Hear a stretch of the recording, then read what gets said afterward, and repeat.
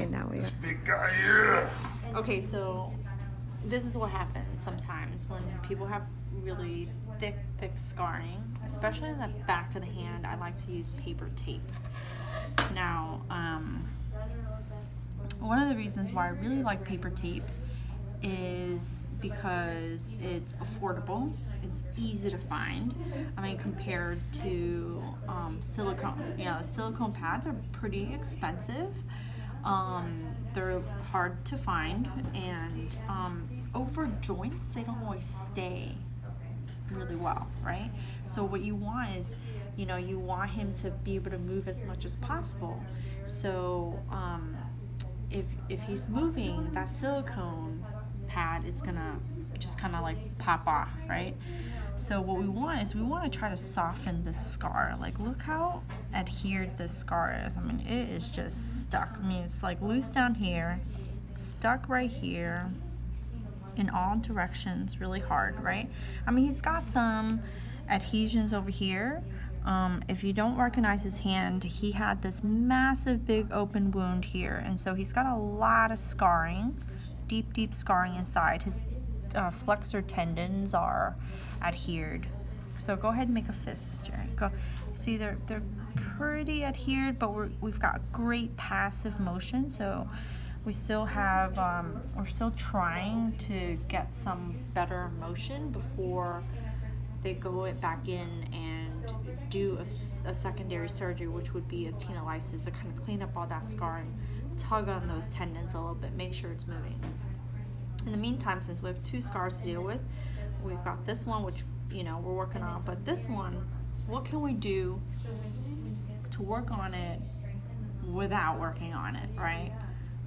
I always say, man, try to make it easy on myself. You know what I'm saying, Jerry? Yeah. So if you think about it, you want to put everything, like the extensor tendons and the skin, you want to put it on slack, right? And then you want to take some paper tape and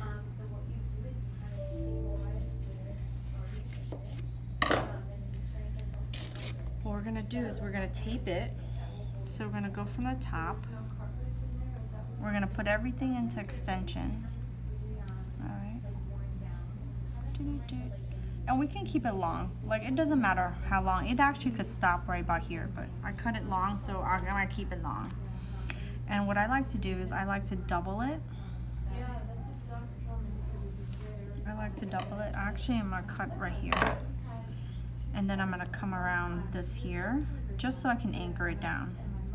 Right? Just because I know Jerry's, like, he's very aggressive. So when you put everything in a top position, so you put it on slack, not top position, you put it in a slack position.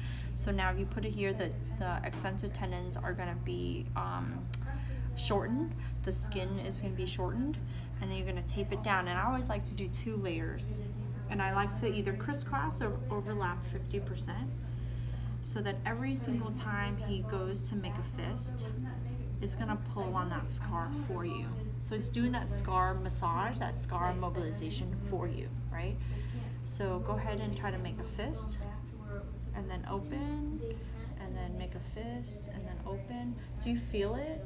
Do you feel it pulling on you? So every time he pulls, every time he makes a fist, it's pulling on that scar. The tape is pulling on it. It's flattening out. He doesn't have a hypertrophic scar.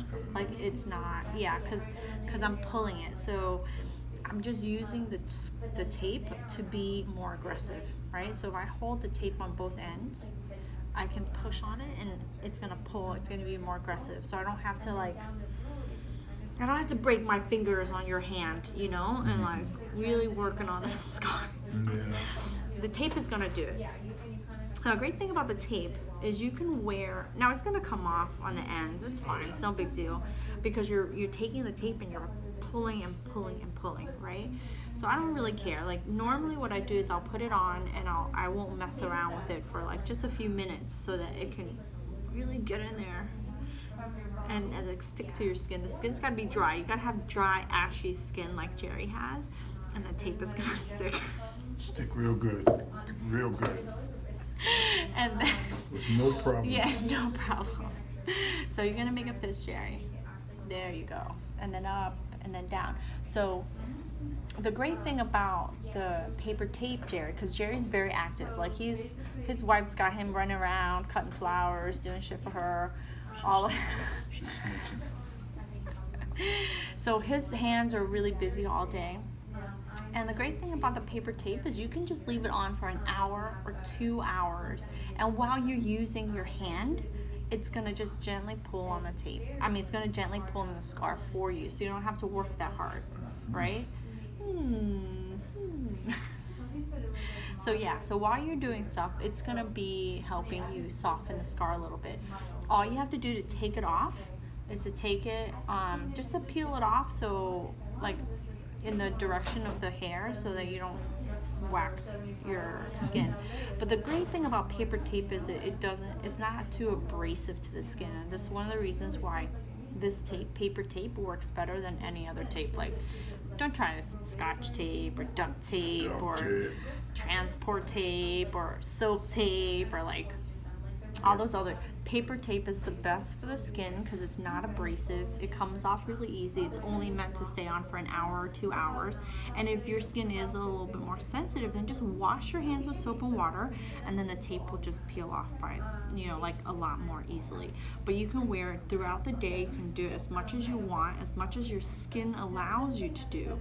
Now, I don't do this on a very new scar, because on a new scar, the scar might be a little bit too raw, might be a little too irritated. So you just gotta, if you're putting it on somebody who's got like a little bit more of an angry scar that's really red or new, I'd watch it. I don't like to do it right away. I like to wait a few weeks before I start doing more aggressive scar management like paper tape is.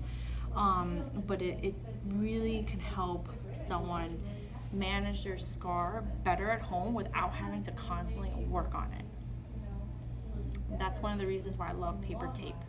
All right, so try that at home. I'm gonna give you a little bit of tape. Do you have paper tape at home? You probably do. Well, I'm gonna give this to you.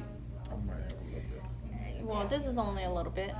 And normally with the finger, I'll cut the tape in half. But if you are being lazy, you just wrap it like you. I know him. He's just gonna put it on and just kind of like squeeze it like this right here, and he doesn't need to cut it, but that's fine. It'll just be like long and thick, and it'll just come down. It's fine. Yeah, but even if you leave it the 2-inch, put 2 pieces, because it's like sturdier. Because one piece, especially with the way you move, Jerry, you're gonna rip the tape. It's not gonna be as effective. With 2 pieces, you feel it more effective. Listen to me, Jerry. Listen to me. That's why I said no duct tape. Because sometimes you gotta spell shit out. Duct tape. Don't mess up my hand, Jerry. Don't mess up my hand.